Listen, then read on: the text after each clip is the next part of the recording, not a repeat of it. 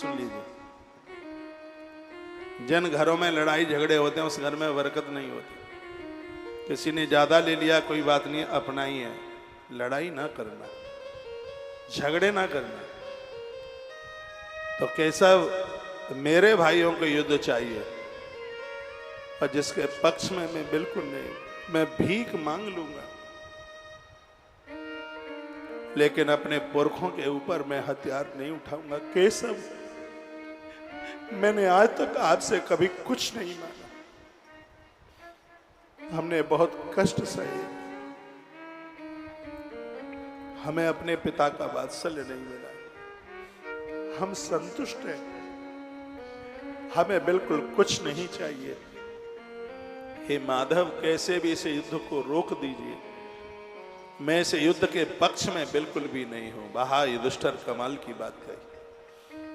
भगवान श्री कृष्ण शांति दूत बन करके चले। आज पूरे नगर में हवा की तरह सूचना फैली कि द्वारकाधीश भगवान कृष्ण आ रहे। विदुरानी और विदुर की पत्नी का नाम है सुलभा, लेकिन लोग उसको विदुरानी कहते हैं, जैसे मास्टर की पत्नी को मास्टरनी कहें, डॉक्टर की पत्नी को डॉक्टरनी कहें। माताओं को तो डिग्री हाल ही मिल जाती है। हाँ? तो विदुर और विदुरानी भी दोनों उस भीड़ में पहुंचे। एक झलक पड़ जाए प्रभु को देख लें, कैसे भारी भीड़ लगी हुई। पितामह भीष्म, महात्मा द्रोणाचार्य, ये सब भगवान की अगवानी के लिए निकले। गंगा पुत्र भीष्म ने भगवान का पूजन किया।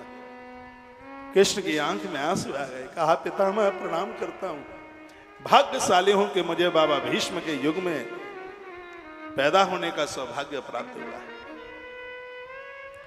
भीष्म ने कहा, मुकुंद, भाग्य तो मेरा है, आज मेरा जीवन कृतकृत हो गया आपका पूजन करके। हे देवकी नंदन, मेरे ऊपर आपकी बड़ी कृपा है। पितामह भीष्म कृष्ण को अपने इष्ट के रूप में मानता है। भगवान श्री कृष्ण सीधे हस्तिनापुर नरेश धृतराष्ट्र की सभा में पहुंचे। धृतराष्ट्र को भगवान ने प्रणाम किया।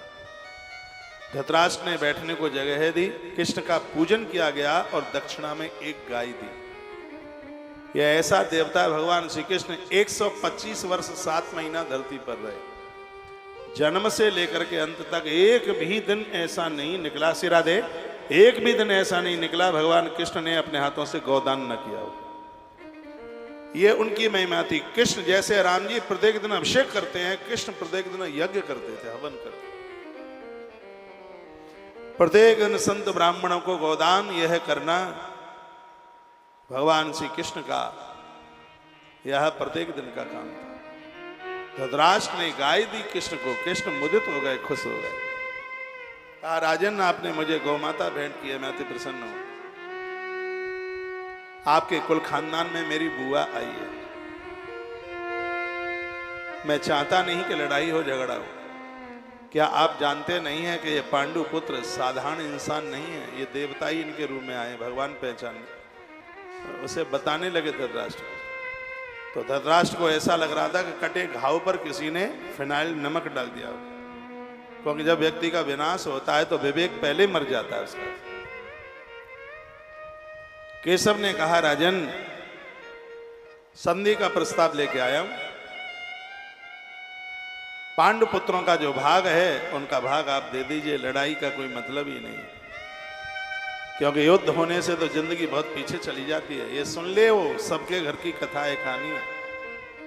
जहां तक टाला जाए युद्ध को टालना चाहिए, लड़ाई ना हो। ये मैं संधि का प्रस्ताव लेकर के आया हूं। तो अंधा धृतराष्ट्र क्या कहता है, हे कृष्ण, पाम की जूती बेटे के पाम में आने लगी तो पिता को बेटे से पूछ करके काम करना चाहिए। कमर का वस्त्र यदि पुत्र की कमर में आने लगे, पाजामा इत्यादि, पैंट, तो पुत्र को पूछ के ही काम करना चाहिए। बिना दुर्योधन के पीछे मैं जवाब तुम्हें नहीं दे सकता। इतने में दुर्योधन आ गया, जिसकी तो आवाज में खोट है।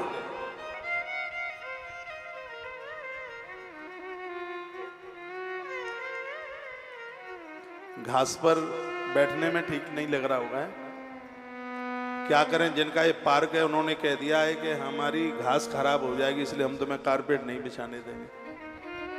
हमने कहा चलो ठीक है, हम गणेश की घास पर ही बैठे रहते हैं, हमसे तुम्हें अव्यवस्था नहीं होनी चाहिए। पंजाब से, मुलेट से ये पूरे सब भक्त लोग आए हैं। कोई बात नहीं है, जो बैठे अपने ही है, कोई पराई तो है नहीं।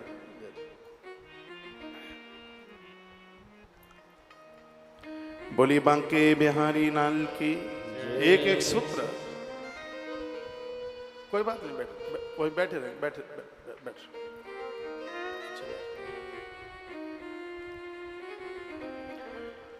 तो भगवान श्री कृष्ण ने कहा, मैं हस्तनापुर नरेश की उस गद्दी को प्रणाम करता हूं जो गद्दी राजा रंती देव की है, जो गद्दी राजा भरत की है। राजन, युद्ध खड़ा है सामने और इस युद्ध को टाल दिया जाए तो ज्यादा ठीक है, लड़ाई ठीक नहीं है। इतने में दुर्योधन आ गया। जब भगवान ने राज्य मांगा तो दुर्योधन ने कहा, केशव कृष्ण, राज भीख में नहीं मिलता, बाजियों में ताकत है तो पांडु पुत्र मेरे साथ युद्ध करें और राज्य ले जाएं।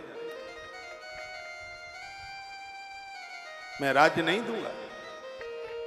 कृष्ण ने कहा, हे गांधारी नंदन, मुझे पता है कि तू क्या चाहता है, तेरी बुद्धि में खोट है।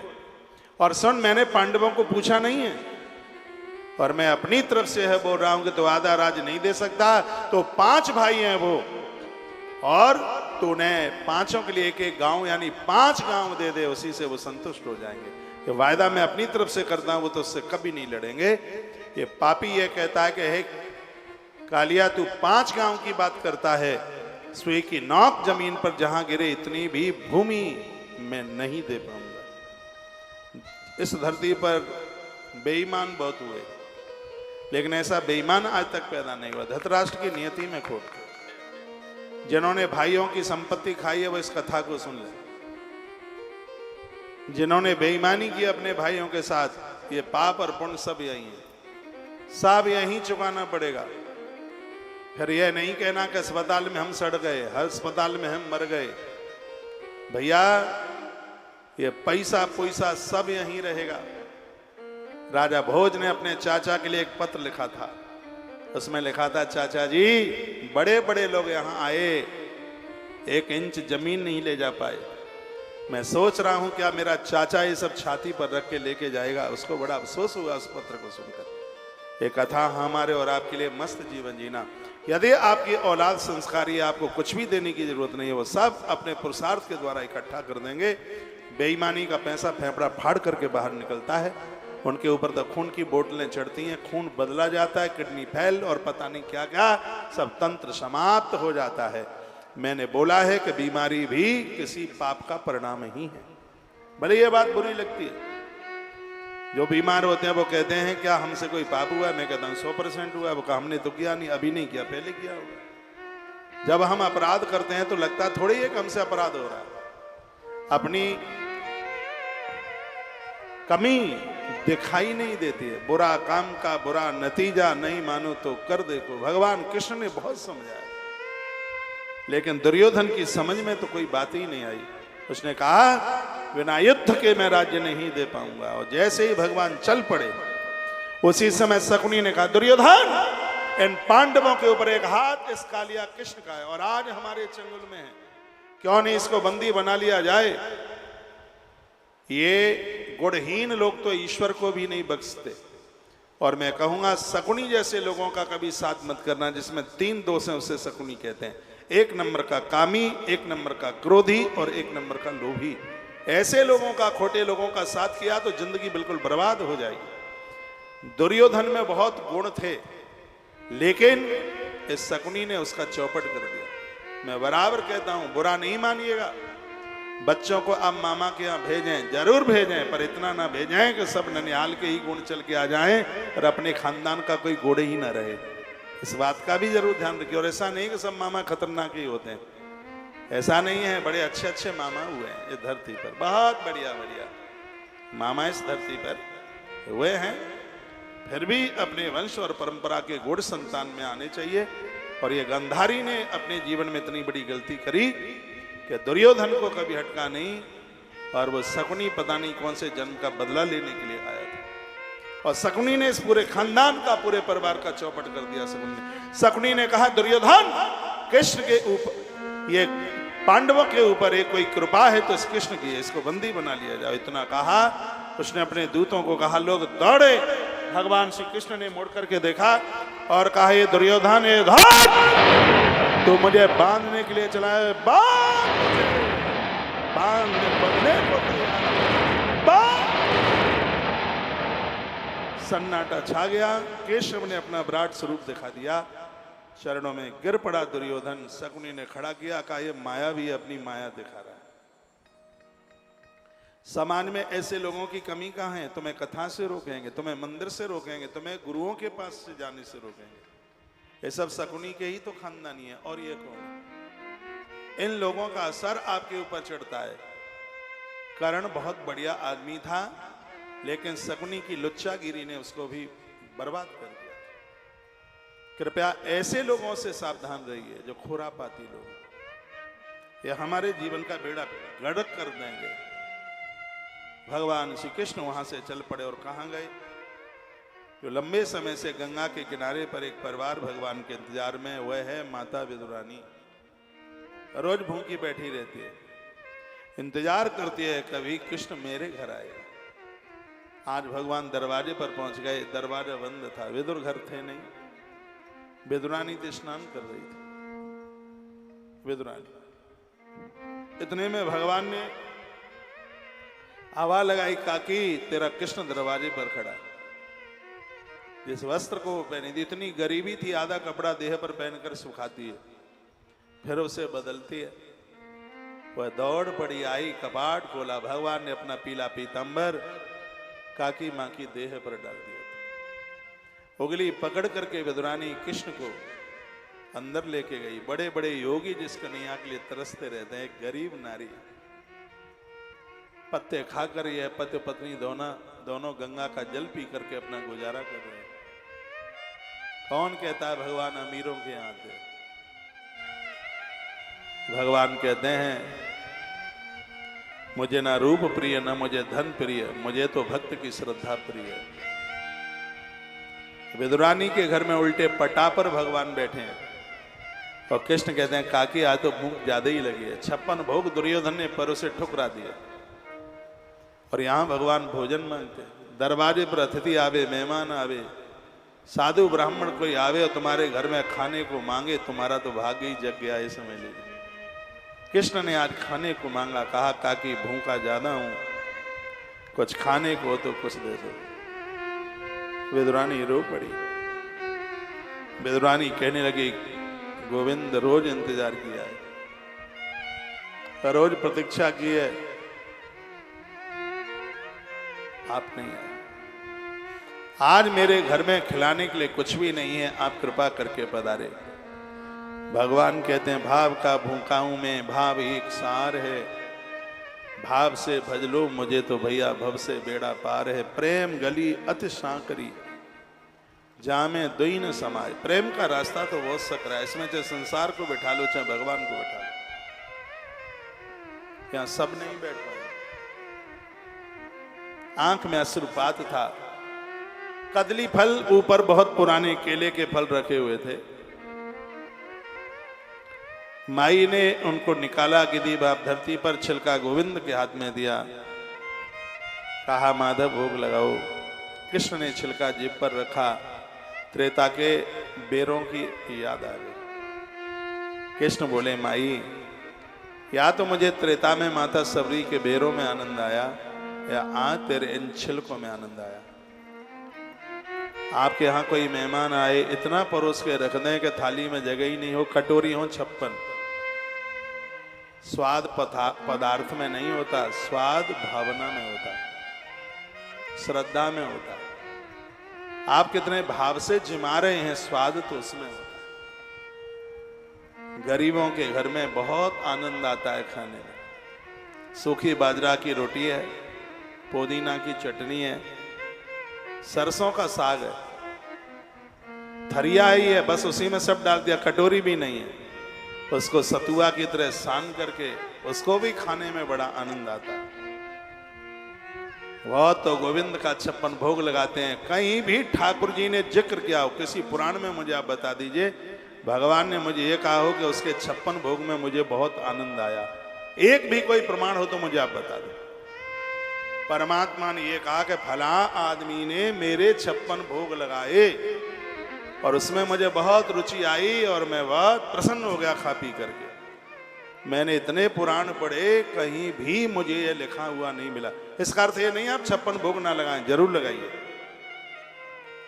मैं एक भावना और श्रद्धा की बात कर रहा हूं। कितने गरीबों के भोजन की बड़ाई भगवान ने करी। एक कथा आती है, जब भगवान का वनवास पूरा हो गया था तो माता कौशल्या ने बहुत पदार्थ राम के लिए बनाए। प्रभु राम जी कटोरी उठाते हैं रख देते हैं, कटोरी उठाते हैं रख देते हैं, फिर उठाते हैं फिर रख देते हैं। सुमित्रा मैया ने कहा कि बेटा राम खाता नहीं है, बड़ी माँ एक बार पूछो तो सही बात क्या है। तो माता कौशल्या ने कहा राम बेटा तुम भोजन क्यों नहीं कर रहे हो, क्या बात है। राम रो पड़े। राम कहते हैं माँ तूने बहुत चीजें बनाई हैं, लेकिन मैं इन वस्तुओं में सबरी माता के बेरों का स्वाद ढूंढ रहा हूं, कहीं मुझे मिल जाए तो। लेकिन मां सबरी के बेर मुझे इसमें मिलते नहीं। कृष्ण सबसे ऊंची प्रेम सगाई, सूरदास जी ने। ऐसी प्रीत बड़ी वृंदावन गोपियन रास रचाई, सबसे ऊंची प्रेम सगाई। प्रेम के वश अर्जुन रत हाँ क्यों भूल गए ठकुराई, सबसे ऊंची प्रेम सगाई।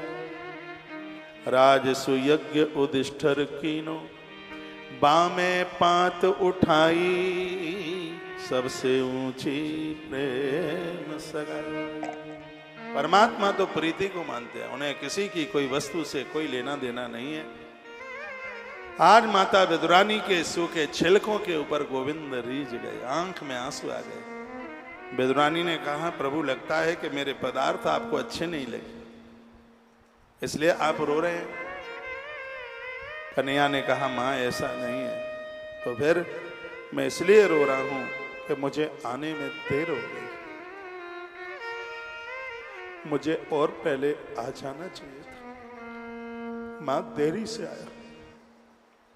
हे माता धरती पर जब तक मेरी कथा रहेगी तब तक तेरा नाम रहेगा।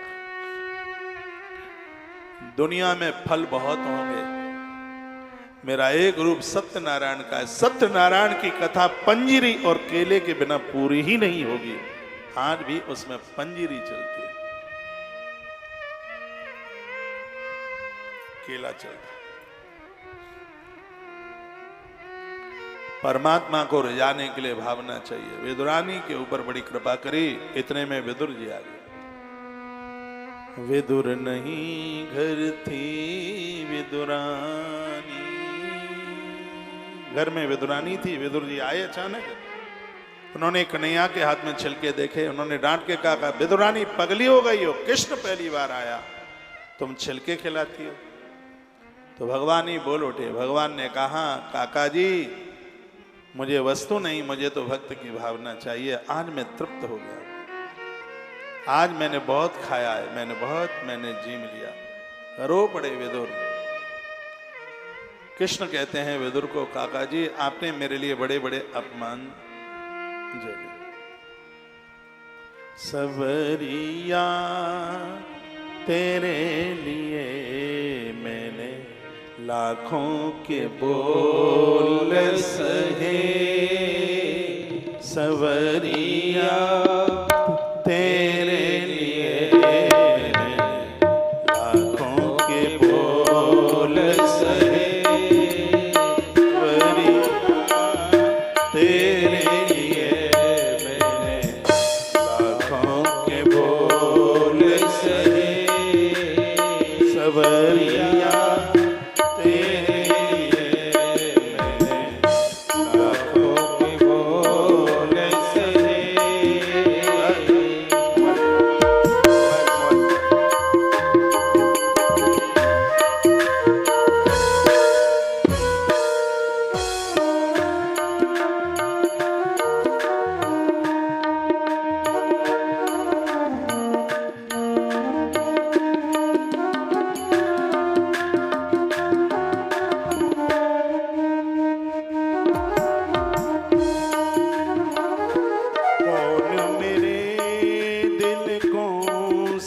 समझावे, कौन मेरे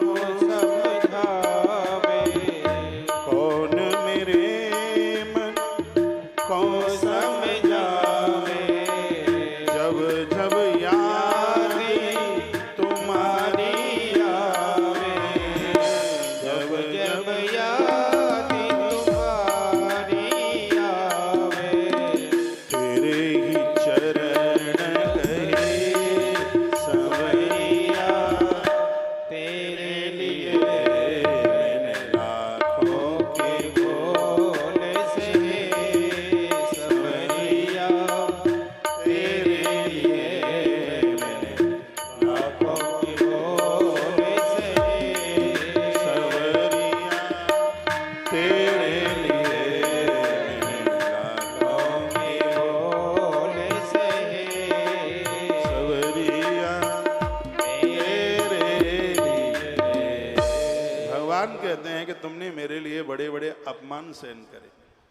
काका आज मैं यहाँ सिर्फ और सिर्फ तुम्हारी वजह से आया हूं, तुम मांग लो तुम्हें क्या चाहिए। इधर देखिए आप सब, उधर एकदम क्या देख रहे हैं, क्या हो गया उधर? ये हल्ला कैसे हो रहा है इधर, क्या हो रहा है?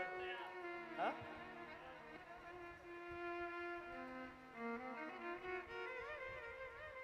ये तो झांकियां बहुत डिस्टर्ब कर रही हैं। अंदर कर लो ना बात, कोठरी में उधर अंदर कर लो।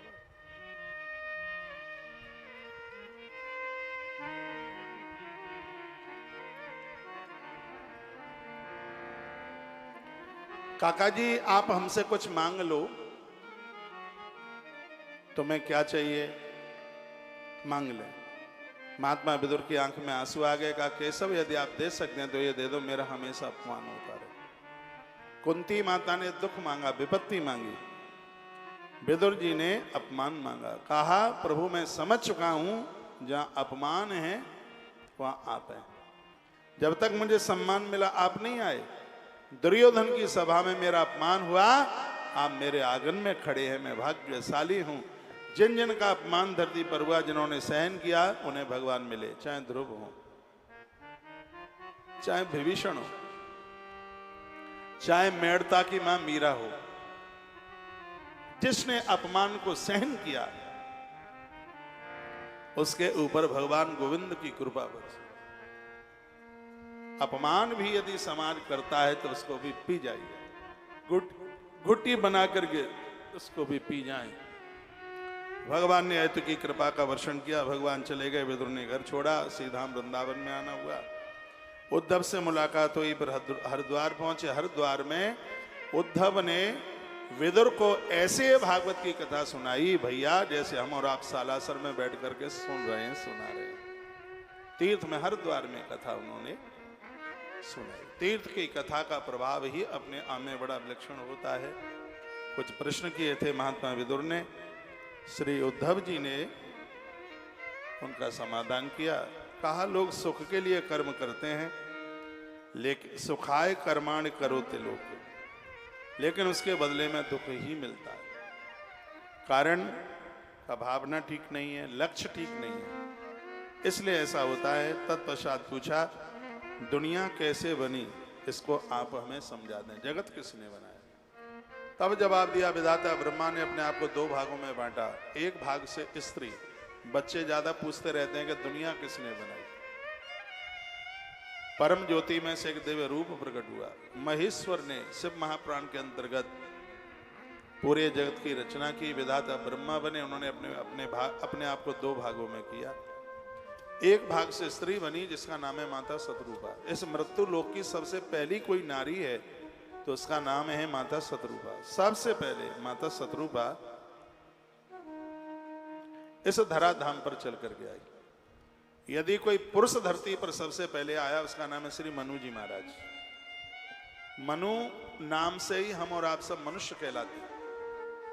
ये तब की बात है जब कोई कास्ट नहीं थी, जब कोई जाति नहीं थी। मनु जी महाराज कोई कास्ट में नहीं आते, ब्राह्मण क्षत्रिय वैश्य कनिष्ठ किसी में नहीं वो आते, वो मनुष्य है। धरती पर प्रथम मानव यदि कोई चल के आया, इस बात को मुसलमान लोग भी मानते हैं, इस्लाम भी मानता है। जैसे हम मनु कहते हैं, इस्लाम में उसे आदम कहते हैं। मनु से मनुष्य शब्द बना और आदम से आदमी शब्द बना है। आदमी जो शब्द है वो उर्दू का शब्द है और मनुष्य शब्द हमारा हिंदी साहित्य का शब्द है। तो प्रथम पुरुष धरती पर कोई चल करके आया, उनका नाम है श्री मनु जी महाराज। बाबा तुलसी ने लिखा है स्वयंभुव मनोहरो सतरूपा जिनते भई नव सृजे अनुपा स्वयंभुव मन सती रूपा जिनते भई नव सृष्टि अनुपा। श्री मनु जी महाराज माता सतरूपा से नर सृष्टि आरंभ हुई। सबसे पहले इस धरती पर 3 कन्याएं आई। मनु महाराज और सतरूपा को 3 बेटियां हुई जिनका नाम है आकुति देवभूतिशा। आपको अच्छा लगे तो सुन लें। जिस घर में सबसे पहले कन्या चल के आती है वो पिता बड़ा बड़भागी है, क्योंकि धरती पर दान तो बहुत हैं लेकिन कन्या दान से बड़ा दान अभी तक कोई बना नहीं है। वो अपने भाग्य की सराहना करें जिनके घर में सबसे पहले बेटी आवे। साक्षात भगवती आई है, लेकिन दुर्भाग्य है बेटा जन्म लेता है तो नगाड़े बजते हैं, बैंड बाजे बजते हैं। बिटिया आती है तो तवा पलट देते हैं उल्टा करके, क्या आफत आ गई। बहू सबको चाहिए लेकिन बेटी किसी को नहीं चाहिए। बेटा कुआरा ना रह जाए। बहू सबको चाहिए लेकिन बेटी किसी को नहीं चाहिए। हमारा ग्रंथ तो यह कहता है कि घर में एक बेटा हो तो कम से कम 2 बेटी हो, और बहुतों के तो बेटे 4-4 होते हैं, बेटी एक भी नहीं होती। वो प्रकृति के ऋणी हो जाते हैं। 4 बेटों को आपने बहू प्रकृति से 4 ली और प्रकृति को आपने बेटी एक भी नहीं दी। अब आप बताइए क्या प्रकृति के ऋणी हो गए कि नहीं हो गए? हो गए। मान लिया जाए किसी के घर में बेटा 1 है और बेटियां हैं 4। उस व्यक्ति ने प्रकृति से बहू 1 ली है और प्रकृति को बेटियां 4 दी हैं, इसलिए प्रकृति उसकी कर्जदार हो गई है, प्रकृति उसकी ऋणी हो गई है। तो भागवत कहती है वो माता पिता बड़े भाग्यशाली हैं जिनके घर में पहले बेटी आती है। इस भारत की पवित्र धरती पर मनु जी महाराज के यहाँ सबसे पहले 3 कन्याएं आई। बेटियां बड़ी खुश हो रही हैं। 12 महीने होते हैं वर्ष में, सबसे सुहावना महीना होता है सावन, क्योंकि ये बेटियों का महीना है। इसलिए इस महीने में बेटियां अपने पियर में होती हैं। सावन में आपकी बहू पियर जाए तो रोकना मत, और दिवाली पर इसको कभी पियर जाने मत देना। असली लक्ष्मी तो यही है। तुम्हारे घर की लक्ष्मी तो चली गई है, खाली दिवला जलाने से क्या होगा। दुनिया की जितनी भी बेटियां हैं विवाह के बाद में दिवाली पर अपने ससुराल में ही रहें, क्योंकि इस घर को संपदा की जरूरत है और वो संपदा तुम्हारी खुशी तुम्हारी प्रसन्नता से मिलेगी। दिवाली की रात्रि को घर की यह देवियां चांदी के आभूषणों में हल्दी से पूजन करें। इससे घर की बरकत होती है। इससे आपकी दुकान, आपका कारोबार कोई माई का लाल बांध के नहीं बता सकता, कितना भी बड़ा तंत्र क्यों ना हो। दिवाली की रात्रि सिद्ध रात्रि है। इसमें चांदी के आभूषणों को घर की नारियां पूजती हैं हल्दी से। जैसे खोटा मोटा ये सब कुछ करते रहते हैं, नींबू मिर्च फोड़ते रहते हैं, कोई फर्क ही नहीं पड़ता उससे। इसलिए नारी को दिवाली पर अपने ससुराल में ही रहना है। रक्षाबंधन के समय पर आप अपने पियर जाइए, इससे समृद्धि भाई की बढ़ती है। और हमने ब्रह्म पुराण में पढ़ा है, वरदान दिया है यमराज ने अपनी बहन यमुना को। यमराज की सगी बहन है यमुना। तो यमराज ने अपनी बहन को कहा कि दिवाली के बाद भाई दूज के दिन जो भी कोई भाई अपनी बहन के आंगन में बैठकर अपना मुंह जूठा करेगा, मेरे दूत उसको जाकर के छुएंगे नहीं, उसको स्पर्श नहीं करेंगे, उसकी आयु बढ़ेगी। आप अपने काम में कितने भी व्यस्त क्यों न हो, मैंने पूर्व में भी ये बात बोली है, भाई दूज के दिन आप अपनी बहन के यहाँ जाइए, भले ही वो 1000 किलोमीटर दूर क्यों नहीं है। ये तो तुम्हें महामृत्युंजय के जप से भी नहीं मिलेगा, जो कि बहन के आंगन में बैठकर मुंह जूठा करने से जो आपको कुछ खा पी करके जो आपको प्राप्त हो जाएगा, क्योंकि ये वरदान यमराज ने दिया है और माँ यमुना ने मांगा।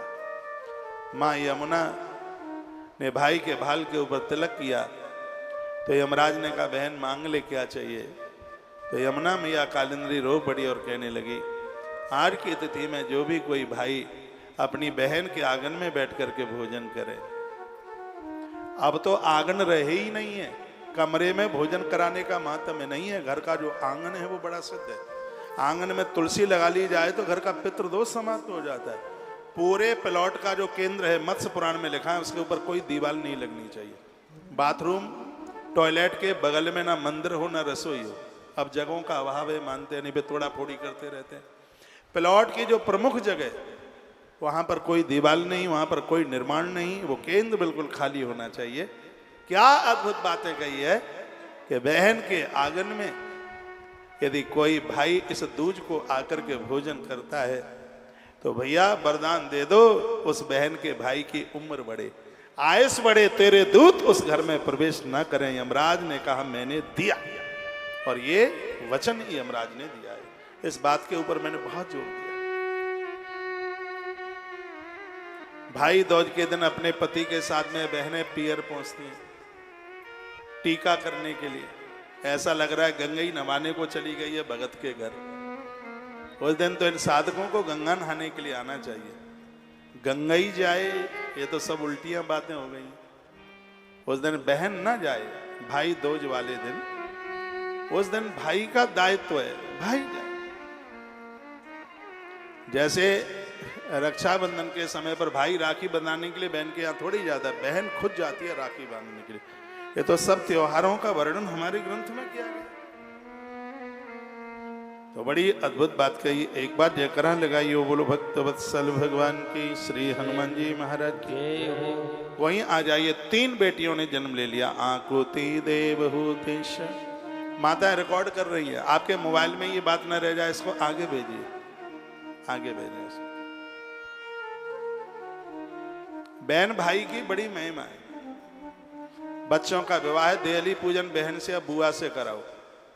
मैं बहुत आनंद के साथ कह रहा हूं, तुम्हारे बहू और बेटे में कभी झगड़े